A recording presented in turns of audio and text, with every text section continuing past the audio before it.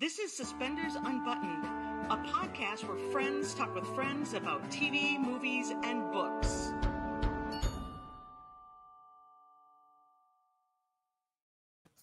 Hi, everybody. Welcome to Suspenders Unbuttoned podcast. My name is Sarah. And I'm Julie, and we're excited to have Drew Smith, singer, songwriter, join us today, and also a producer, right? And maybe other things besides? A lot of things, yeah. It just depends on the day. On the day. We love that. We love when people wear lots of hats. It's very interesting. It's taken a long time to collect those hats, but yeah, it's a lot of fun. Thank you so much again for having me. I really appreciate it. Absolutely. You're always welcome. Drew, tell us a little bit about how you got started in the music business. Really it was something I always wanted to do since I was a kid. Mm. And there's no clear path into it. It's not one of those things where you go, okay, well, I'll graduate high school, I'll go to college and I'll get my degree in this thing that I'm interested in, and then I'll go out into the workforce and I'll put out applications and then, then that's what I'll do for the rest of my life. So hello to Wendy, by the way. Hello, Lori. So glad that folks are watching. So I started writing. I really started playing guitar probably when I was about 10, and started writing things down when I was about 12. And from there, I just kind of kept at it until I got my early 20s, and I started performing in Nashville and on Broadway, the famous Broadway in Nashville. And then it's just so strange how things happen. All these people come in. The great thing about Broadway is that it really, instead of going out and touring and meeting, going all over the country, which I ended up doing anyway. But the great thing about it is that all those people come to you. Mm-hmm. And I did that for a couple of years. I picked up an agent. I started traveling. And then I signed my first publishing deal as a songwriter in 2010. And that came from playing in a bar in Nashville. And this publisher was there, he and his wife, and they asked for a couple of originals. And so I played them a couple of originals, and then we exchanged numbers, and they said, well, we're going to call you tomorrow. And I thought, right. Yeah, of course you are. Uh-huh. And I knew who the guy was, and I knew the writers that he had on his roster, and they were big writers. They were, at that time they were celebrating some really big hit songs. And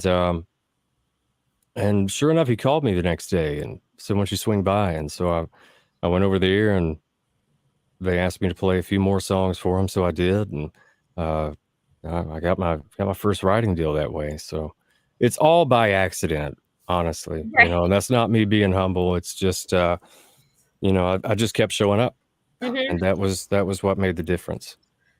It sounds not by accident. It sounds like a cultivated path, and you were doing all the right things, and then I was too dumb to quit. That was the thing. And it just happened to work out. For every artist, though, like I feel like that's how artists just keep moving forward, whether anybody's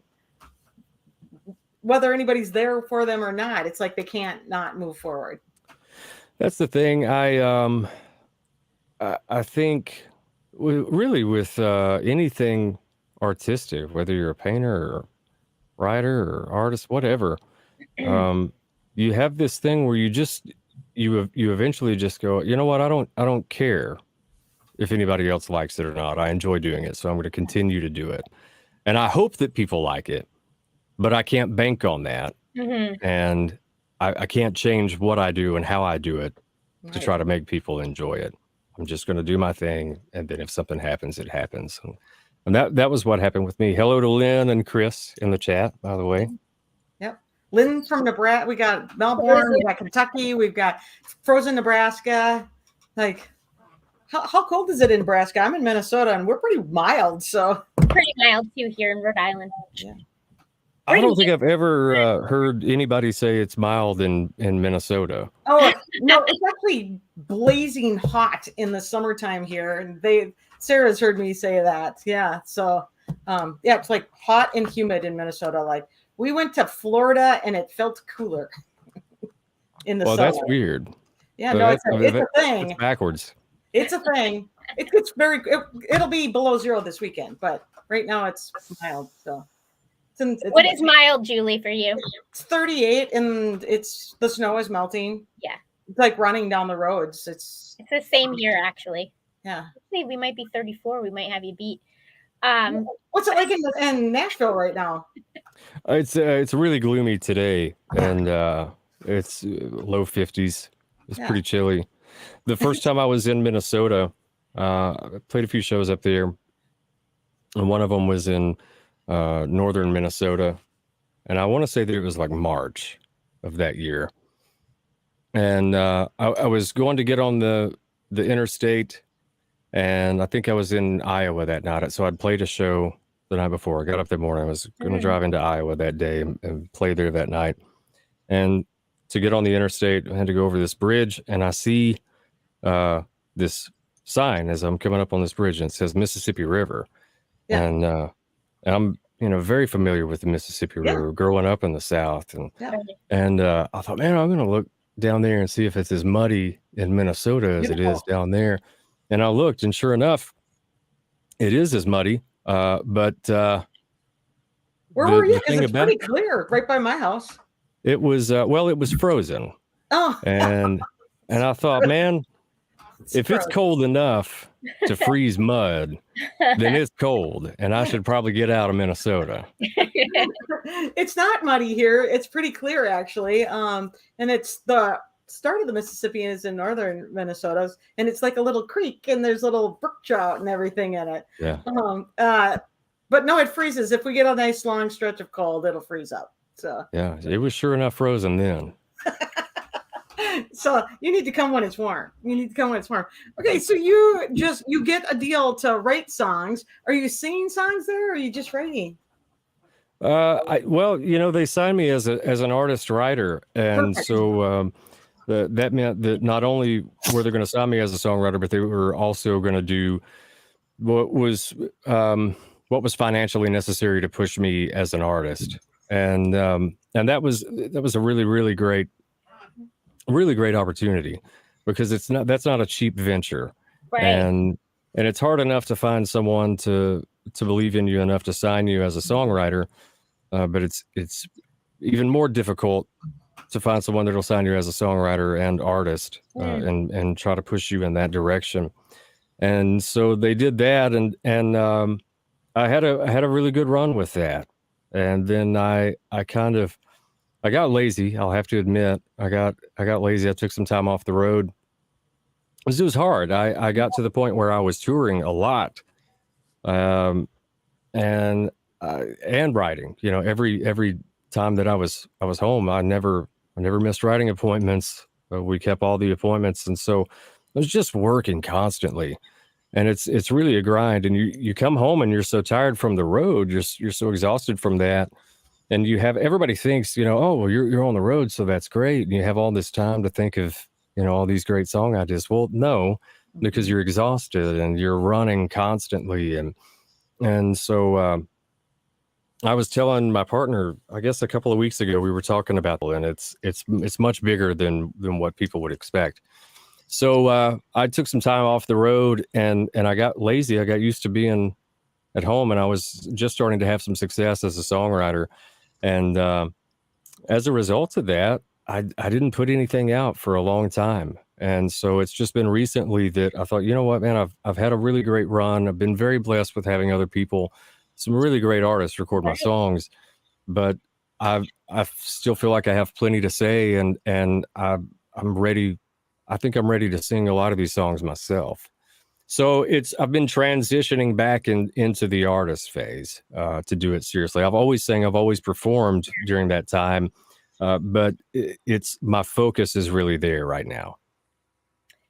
I have a question for you about songwriting. When you're writing a song, I imagine because you've always written and performed in your own things, when you're writing for somebody else and you're hearing them perform it, is that kind of hard for you? Like, because maybe you thought of it in one way and then their interpretation is a little bit different than what when you were doing it and it turns out, or is that kind of part of the process, especially when you know you're writing for somebody else? Um, that's a great question. It's interesting. The songs that I've had recorded have everyone has gotten really, really close to the demo. So what publishers do, we turn in our songs and they say, okay, you've got this batch of songs that you've written in the last couple of months. We're going to take these 5 or 6, so we'll go into the studio and record them and make them sound really great. And that's what we'll pitch to the record labels. And so for whatever reason, most of the songs, I can't think of any of them that have turned out kind of sideways. I guess really all the songs that other people have recorded of mine have been really, really similar to the demo. Everything down to the vocals, or even down to like the acoustic guitar.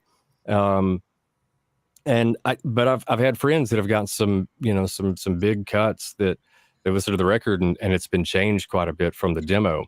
And of course, whether it's better or worse, that's anybody's opinion. Right. But it's one of those things where you kind of expect it because you want the artist to make it their own.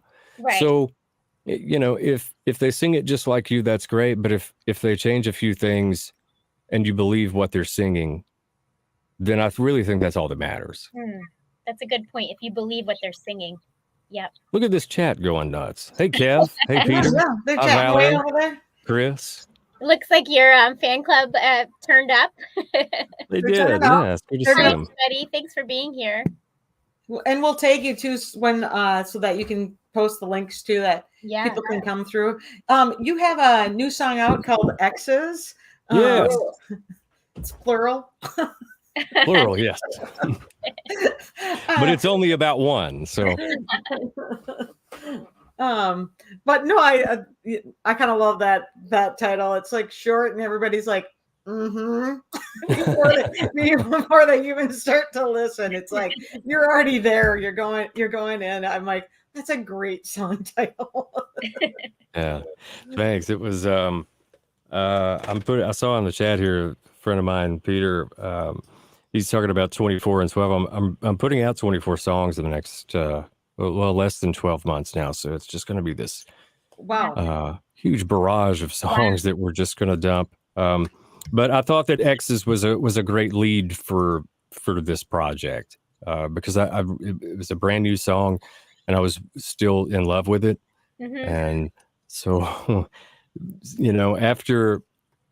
after you spend so much time writing one and then spend so much time recording one, it doesn't take you long to go, and I hate this song. You get tired of it real quick because if you listen to it over and over, you've beat it to death.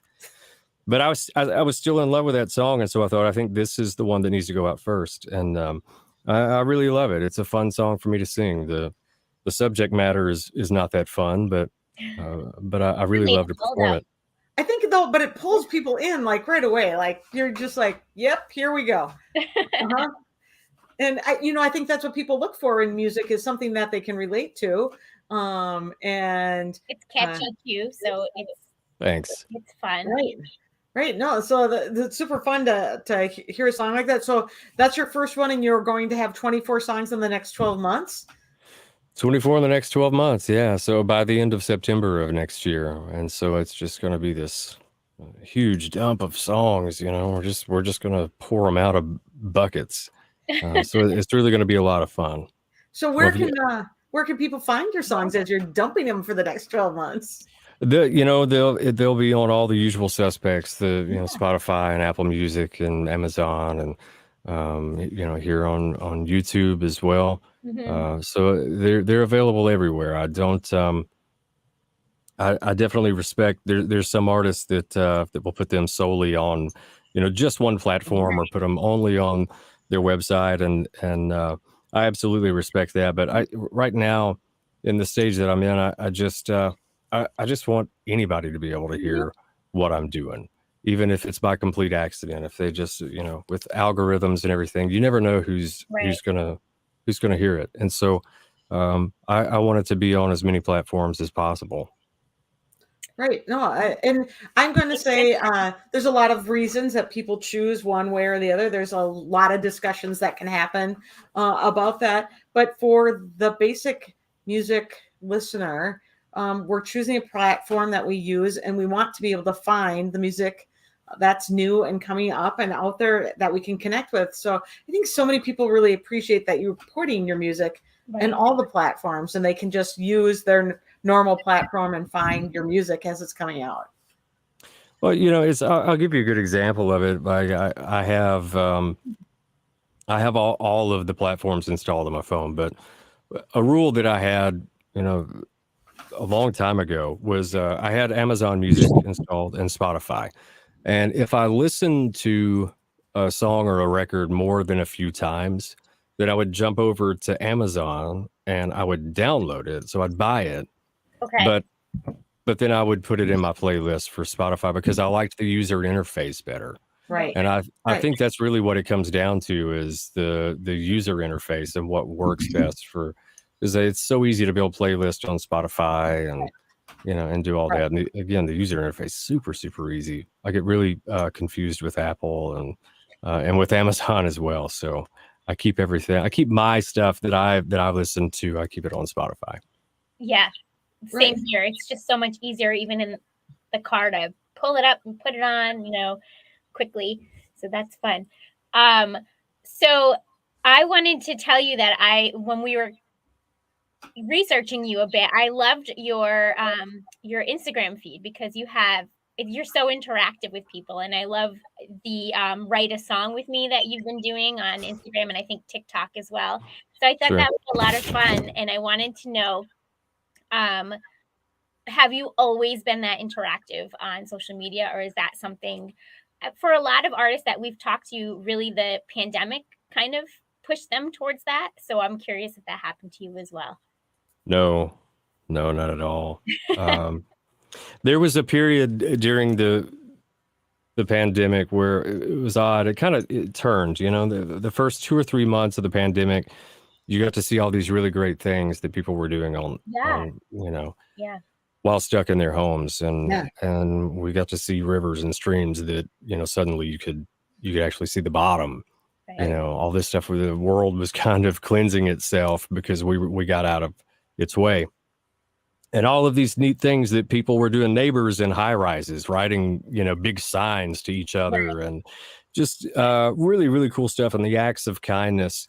And then it turned because we got, kind of into a political era, and it being that time, And so I lost interest very quickly in what was happening with social media. I've always had a real love-hate relationship with social media anyway. I'm terrible on Facebook. My friends here Mama's here. Hello, Keegan. Tanya. These folks can all tell you that I'm terrible on Facebook. I'm absolutely awful. I'm bad about looking at comments and things like that. And I just never open it up. It's just, I just don't like the platform. Yeah. I tend to stick with Instagram. But if I'm being 100% honest, we've just hired a publicist and a social media manager, and it is me that's posting these things. It's not someone else that's doing it. It is me. But they are giving me content ideas, and they're really driving it in a way that makes me not hate it as badly as I have in the past. And so things like the write a song with me. When I got up that morning, it was in my calendar, and I was like, I don't want to do this. This has horrible news written all over it. And I think initially they wanted me to use like a random word generator online. Yep. And it was my partner that said, why don't you just post of it and say, hey, this is what I'm doing. Why don't you guys send in some words? And everybody sent in 3 words. And so I ended up with this huge list of words. And then my partner's daughter went through and she picked a few, and then I wrote, using those words. So to answer your question, I'm not getting up in the morning and thinking, boy, I can't wait to post to social media. But I do understand the climate, and I do understand the importance. Right. And I know that it has to be done. And I'm very grateful to have a team that's helping me with that and helping to build things and create things and come up with ideas of things that make me want to be more interactive. Right. And honestly, I think it's good for me. I really hate to admit that. But I think it is good for me to put these things into practice and do things like, give me 3 words and I'll write a song using those words. It's, Right. It stretches my creative muscles and it's great interaction with my friends. And it's because of things like that all these nice folks that are, commenting here in the comment section, that's where that has come from. Right. So you're very engaging when you're on. Right. So it's so easy to listen to you. First of all, that voice is very easy to listen to. So we appreciate that. But you're very engaging. It was very easy to just sit and listen to you. So one of the things you recently posted might have been a prompt from your social media person who's killing it was you talked about an album that had influenced you, and you talked about the Tom Petty's 1989 album, Full Moon Fever. Yeah. I may have listened to that way too many times. That album is spectacular for so many reasons.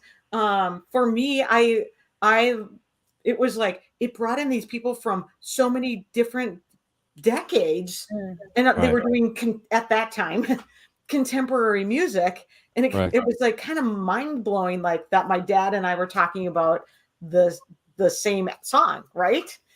And so how did that impact you, that album? The same way.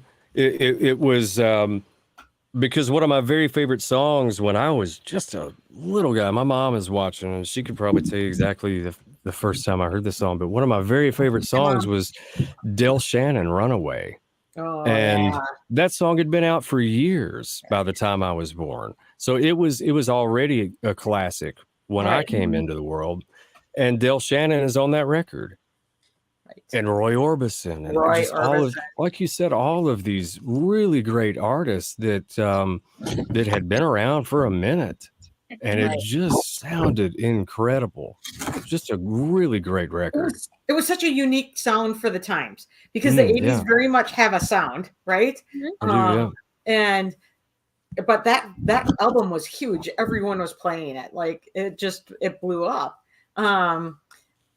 Let's talk about those red high heels. There's a story there for sure. Absolutely. But that album was like crazy. As an influential album, I can see it. Like there was just so much on there. It was such an odd thing. It was an odd thing. Because it was he just decided, well, I'm just going to make just a Tom Petty record.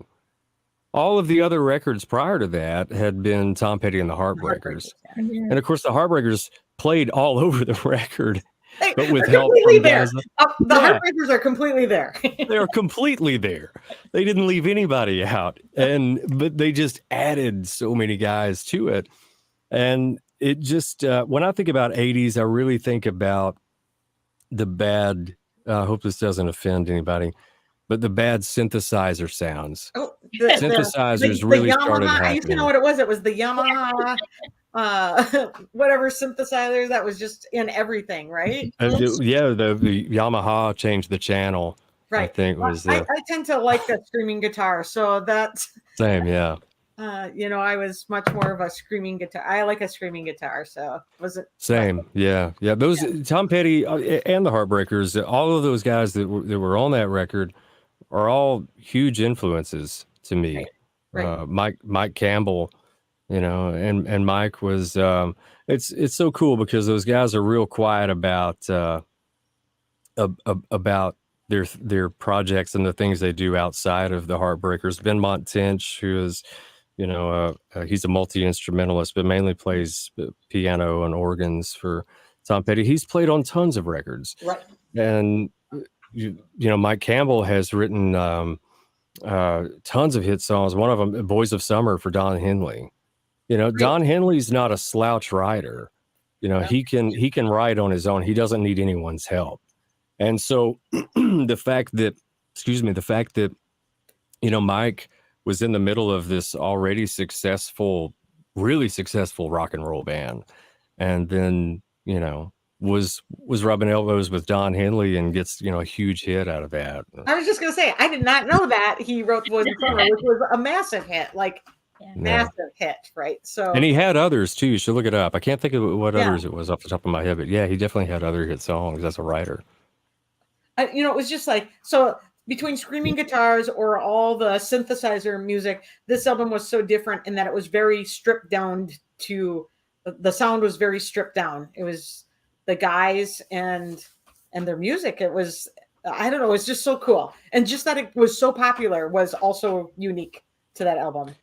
It really was. And I mean, that record, obviously the Heartbreakers, they had some success in the past. You know, American Girl and Don't Do Me Like That, and things like that. But man, that one, I really think that record saved their career because they were in, you know, a bit of a ditch there for a few years. And it, I mean, Free Fallin' and Running Down a Dream and Won't Back Down, huge songs, massive. And then, you know, after that, they didn't let up. They continued to put out great records. All right, so how do you take an album like that inspires you, and how do we see that in your music? Yeah. I think that record made me fall in love with the sound of acoustic, but more specifically acoustic 12-string guitars and electric 12-string guitars. They started really implementing those on that album. And it just gave it just a very different, like sonically, it was just very, very different. And I remember for years thinking, how do they make that sound? And then when I really got into guitar, and I guess I was probably late into my teens before I figured out what that sound was. And I'm still a huge fan of it. I'm a major stickler when it comes to recording acoustic guitars now. Because they sounded so good on records like that. And so now if the acoustic is not, if it doesn't hold a candle to what acoustic guitar sounded like on those kinds of records, then we redo it, you know? So that, other than that, I try to stay very far away from trying to sound anything like those guys, because they just can't be yourself, beat. But it inspires you to be yourself, right? Sure. Right. I love that because you have a great sound. Like it's very much like you listen to it, and now that I've listened to it, I would be able to pick that out like anywhere, right? So no, it's and I like that you're like I want to be myself and not somebody else, and so I'm pumped that we're gonna get 23 more songs in the next 12 months. It's going to be a lot. Yeah. Do you have them already done and you're just releasing them, or it's a process? I have a lot of them done. I'll tell you that much. So many of my friends are here. Steve checked in talking about the red high heels, and I haven't given them all of the information yet. So I guess I might as well do it now since they're all here. It doesn't matter. We'll just tell everybody one time. I have a lot of them recorded. I've really, really been working hard with a friend of mine, Russell Jackson, who's a really great multi-instrumentalist, and he's really getting heavy into production. And he's saddled up next to me on this thing, and we've just been recording our guts out, and it's been so much fun. And if it takes us, 6 hours just to get a guitar tone the way that we hear it in our head, we don't care. And that's, if we lose a day to that, we don't feel like we've really lost anything. And we did that not long ago, just a matter of weeks ago. We sat down and we were trying to get these guitars right. And I said, man, it's just still, it's not exactly the way that I hear it in my head. And he said, you know what, man, it's not for me either. And we had spent all day just on one guitar part. Mm-hmm. And so we called it a night, and I came back the next day, and all of a sudden this guitar tone just kind of fell out of the sky. And I'm very blessed to be able to have the opportunity and the ability to do that, because studio time is not cheap. And so we're doing everything ourselves, and that means that we get to do it until we absolutely get it right. We're so proud of X's.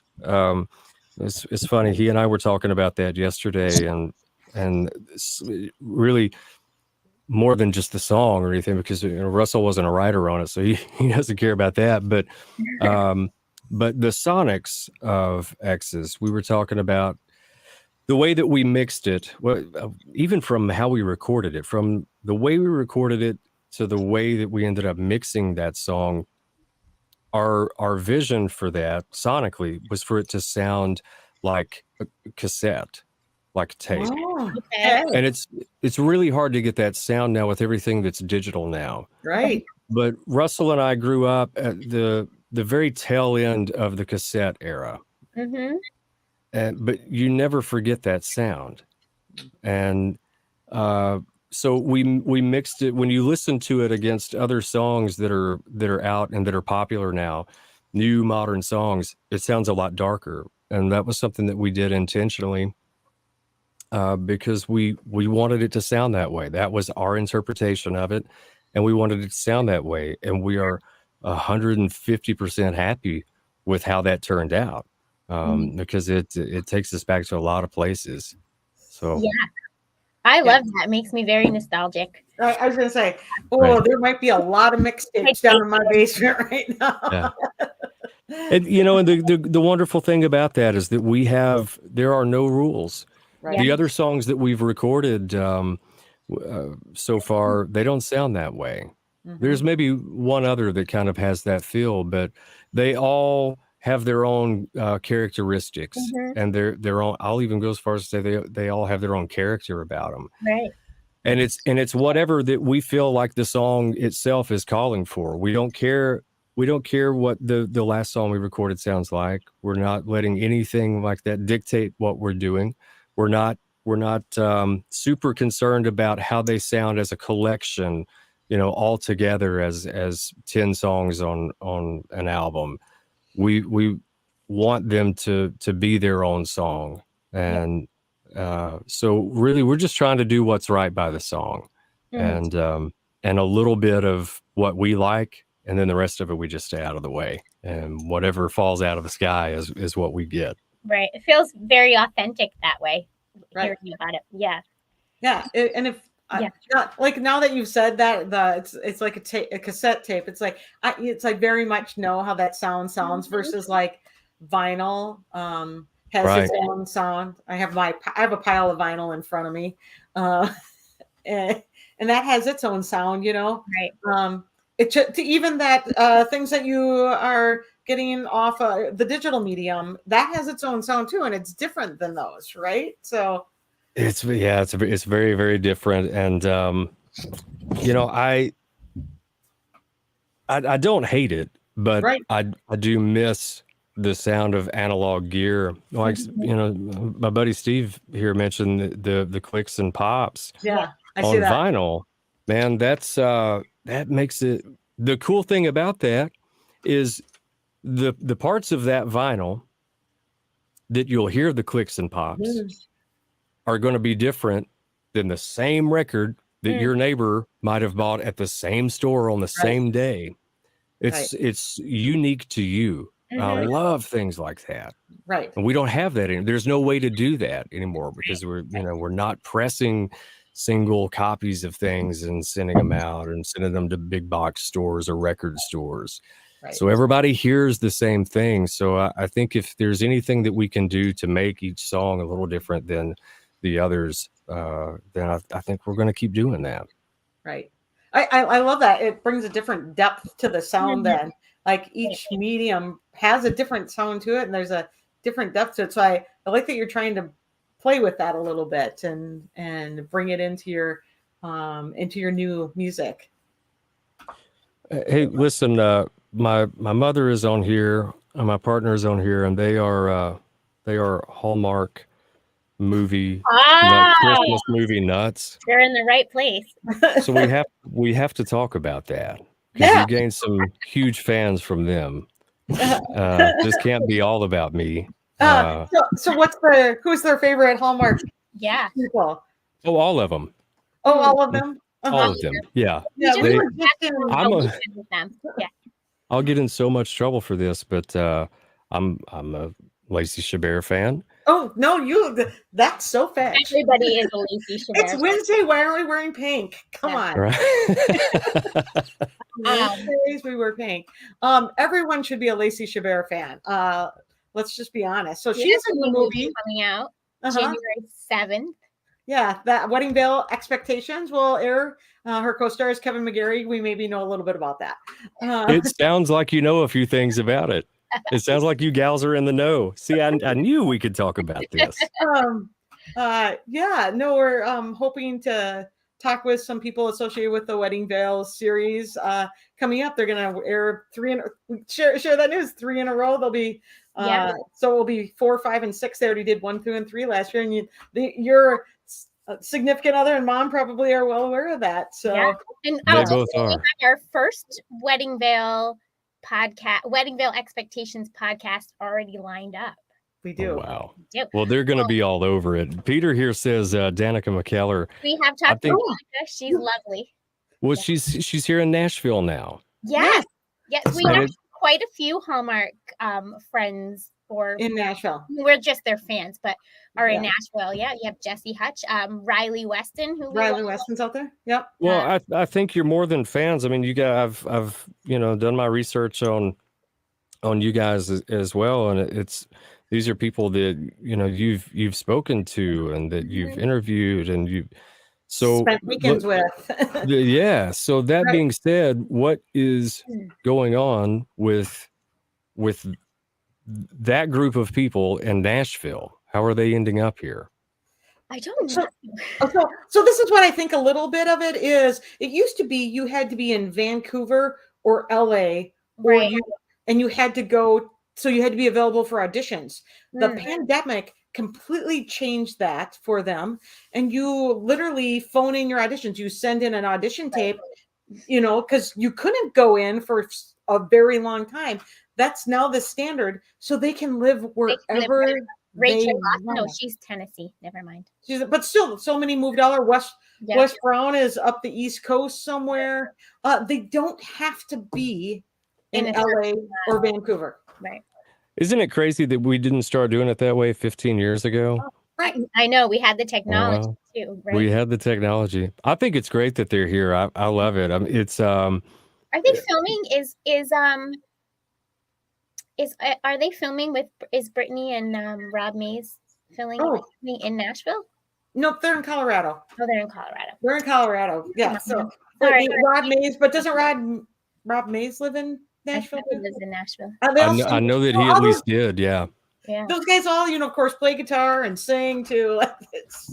they do. Yeah, they're all very talented. But I was really excited when I found out that Winnie Cooper is just right down the road Winnie here. Cooper. And if you ever see her, she's incredibly lovely.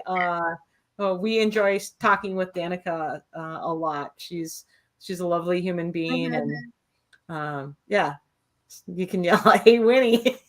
Oh, and I would. I absolutely would. I'll join you. We'll yell. I will say, I think Danica was the one I was the most starstruck with. Like when she came on really early in our podcast, we weren't prepared for it either. Like we had nothing scheduled, and she said, "Let's go on an Instagram live," and I was like, "Oh my goodness!" Wow. She reached out to us. I was cleaning I was down in the basement digging through junk, whatever. And I come upstairs, my phone is blowing up. Danica McKellar wants to go live with us. Oh, sure. Winnie Cooper gets whatever she wants. That's exactly right.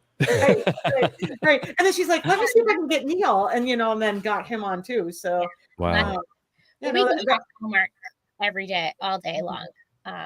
Somebody says Joe Wagner is close to Knoxville also. Okay. So, Yeah. see, Oh, wow. Sandra, is that you on Facebook? Lots of people are everywhere, but I think it's like a lot of the musicians we've been having on are kind of all over the world because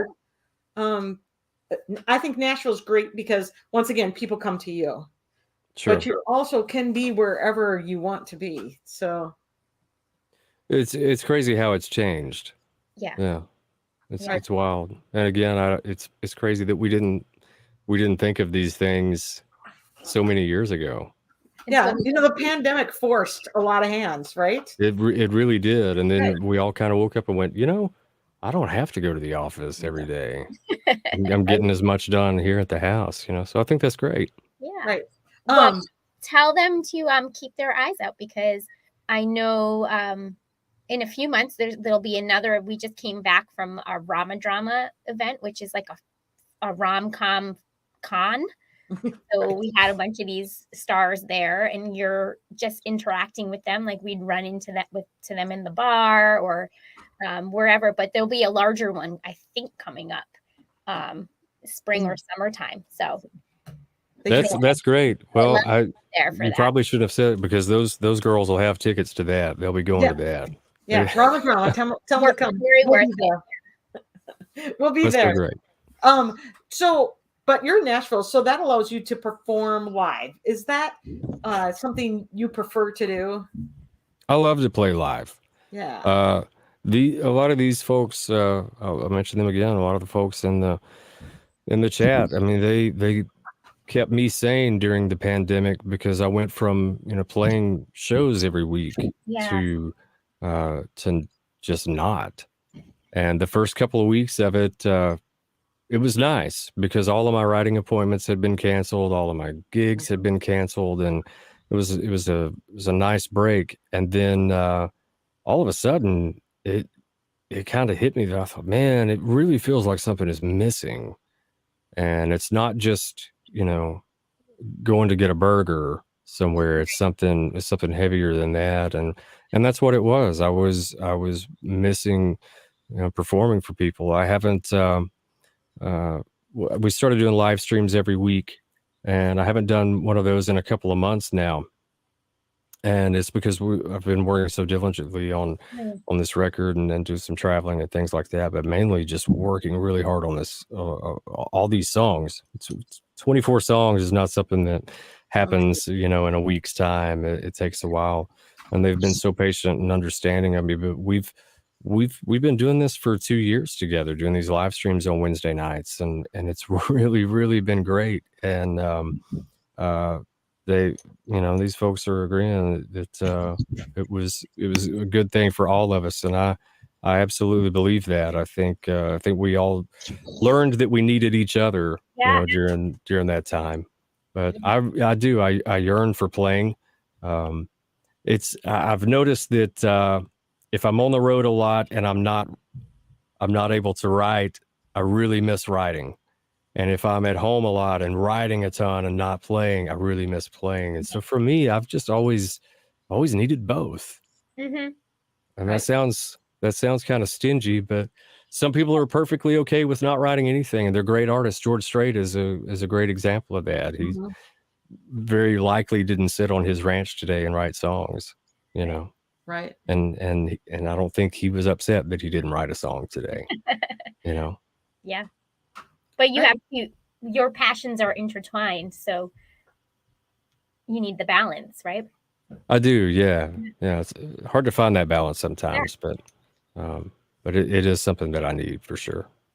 So when you're writing, are your songs all in the genre where you sing, or do you write outside of that too? Because some writers write all over the board. It would probably suit me better professionally to be able to write in different genres. I have written some pop stuff, but I kind of stay in my lane. Yeah. I was born and raised in Tennessee, and with that comes the hillbilly accent. And as much as I love rock and roll music and Tom Petty and Guns N' Roses, and as much as I would love to sing that, it just sounds like a hillbilly singing rock and roll music. So I've always admired all these other genres, and I've always drawn from other genres, but I stay in my lane. And I think I think the country music genre has always had a very high standard with the songwriting. Mm. When you listen to rock and roll songs, you can be listening to a verse and it's like, 2 or 3 lines are cohesive. And then all of a sudden there's this one line that just doesn't really make sense, but it rhymes. Don't even get me started. And they get away with it. Sometimes you're like, who let that go through? Yeah. And how They is get it so away popular? with it. And the country genre has never really been like that. No. It's always been a higher standard. So Yeah. to me, it's more of a challenge to write in the genre that I know, Right. because you don't get away with those things. I can see that. So when you're not writing or performing and putting out all these songs, 20 and 12, is that what it is? What are you doing?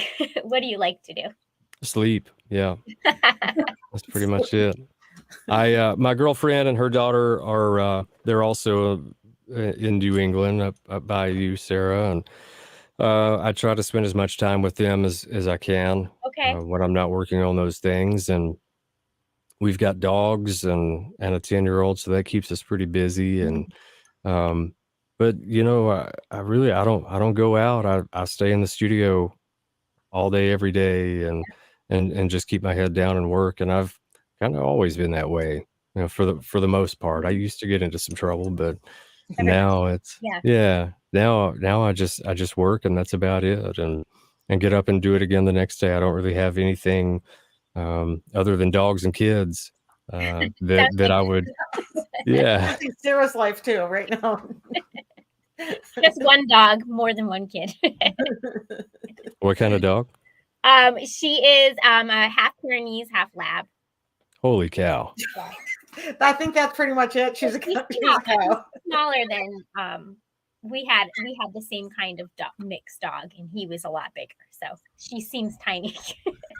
Yeah. Wow. Yeah. I'm sure she's a big girl. I'm sure. Yes. What kind of dogs do you have? Yeah. We have a blue Weimaraner and a Havanese. Okay. And so it's really big and then really small. Yeah. Yeah. So, Yeah. Weimaraners, those are kind of cool. My daughter they are. For a second dog, and I'm like, I don't think so. Well, those, it's funny. Those two are still figuring each other out because he is so big and he's only 8 months old. Oh, And they're a lot of energy. Yeah. There's so much energy, and he's really clumsy. And he and Stella, the little Havanese, she's so small, but they're starting to come around to each other. They're starting to get used to each other and figure each other out. But man, for a while, it was touch and go there for a minute. I didn't know if they were going to be friends or not. Oof, yeah. Also, a puppy. Yeah. Big puppies are just puppies, right? And Weimaraners keep that like puppy attitude for longer than other breeds. That's what I hear. I guess I'm about to find out. Is the 10-year-old one that's showing you up doing your TikToks there? Little Lizzo and Lizzo was her idea. I think that particular video has probably had more action than any other content that I've ever put out. And the thing about it, I want people to understand this, is her expression was 100% genuine. She was with a side eye. It's spectacular. Oh man, she was 100% genuinely disappointed in me. It was perfect. I loved it. It was a lot of fun. So that's why I'm like, your content's very, very good, and it's very like you can easily connect to your content, and well, even from that all the way to talking about albums that inspired you. It's so who's ever driving you to post things, they have good ideas. They're that one was definitely her. That was before we had a social media manager. And I will say this: if she and I had, she did ace it. If I had aced the dance, I would have never posted it. The only reason I posted it was because of her reaction.